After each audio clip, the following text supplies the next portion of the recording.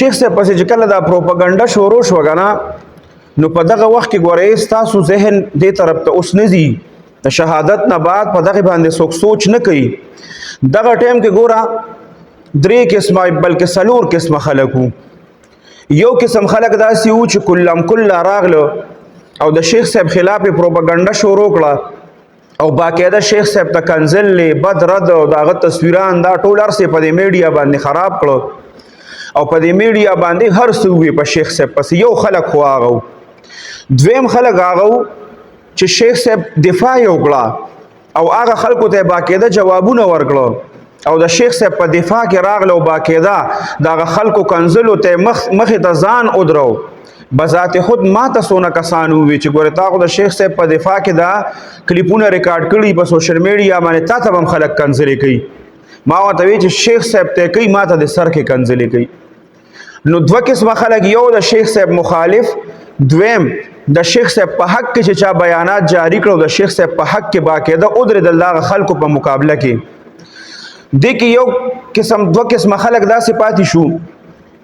چې هغه یو قسم خلک داسې وو چې په سوشل میډیا باندې هغې سره په دې پښتنو کې غټ غټ پیجونه په سوشل میډیا باندې ښه مشهور وو په شیخ صاحب پسې چې کله دا پروپاګاندا شروع شو نو په هغه وخت کې هغې مکمل خاموشه پاتې شو او د شیخ صاحب په دفاع کې هغې چرته یو پوسټ او یو دوه ټکي لفظ هم نه دي لیکلی حالانکه هغې سره په میلیونو باندې پیجونه او په میلیونو باندې چینلې د هغې فالورز موجود وو خو د شیخ صاحب په حق کې هغې اف قدرې نه دی کړی چې د شیخ صاحب په حق کې د خلکو مخې ته ودرېږي د دې اواز به خلکو اورېده په هغې باندې مې عمل کو خو دغه خلکو د شیخ صاحب په حق کې اواز نه دی اوچت کړی څلورم نمبر خلک هغه و چې هغې سره په لاس کې څه نه و نه په سوشل میډیا باندې نه فالورز و هېڅ هم نو هغه خلکو چې دی نو په عامو مجالسو کې هم داسې د شیخ صاحب دفاع نه ده کړی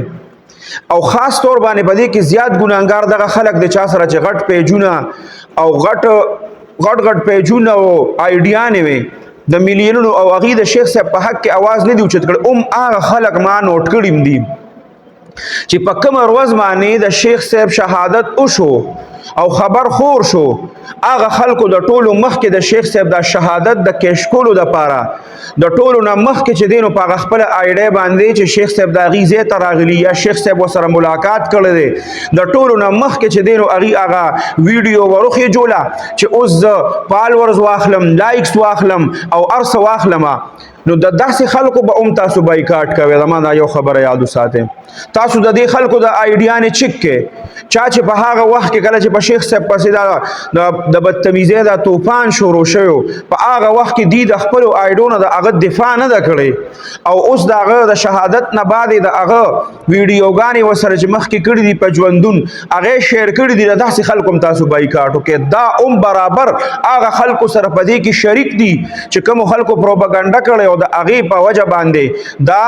دومره غټ مسله مخې ته راغله او د شیخ صاحب شهادت چې دی نو دا وشو نو دا خلک ورسره برابر شریک دي چې دوی خاموشي اختیار کړی په داسې وخت کې بل بعض داسې د 400 خلک چې هغې ځان اوس غلی کړی دی د شیخ صاحب کلیوالو هغه ټایم کې چې بیا چغې والې هغه خلک هم ګورې ستاسو نه ایر نشي د هغه خلکو به هم بایکاټ کوئ باقاعده دا اوس چې کومې مظاهرې کېږي د جمعې پر ورځ نن کېږي په دې کې به دغه خلک ګورې تاسو پیژنئ او دغه خلکو یوازې دا نه چې بهر به موږ روزو مظاهرې به کوو دا به هم کوو دا هم یو طریقه ده خو په سوشل میډیا زه تاسو خلکو ته یم چې که شیخ صاحب سره محبت کوئ او ساتئ د دغه خلکو مکمل بایکاټ وکړئ ګورئ دا په سخته کې چې د شیخ صاحب دپاره اواز نه دی اوچت کړی دا هماغه خلکو سره ملګري دي